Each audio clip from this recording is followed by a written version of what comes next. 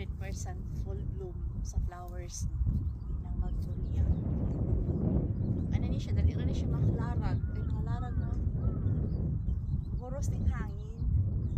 Ang ganda, di ba? Thank you, magnolia flowers. Beautiful flowers na nahatag kauban. Ang ganda ng buhay. Para bang wala kang problema. Whew! Sarap pakiramdam na ganito ang makita mo, no? Tapos sa arboretum.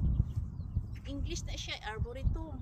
Kamu na mag-search. Arboretum means malawak na, kung park pa siya, maliit yung park.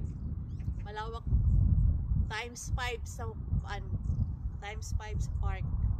Iyahang iyahang lawak.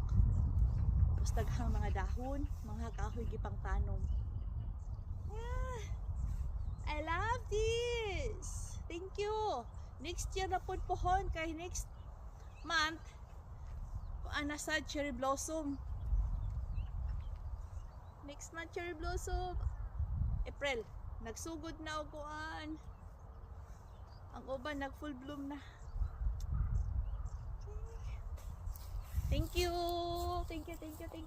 The flowers.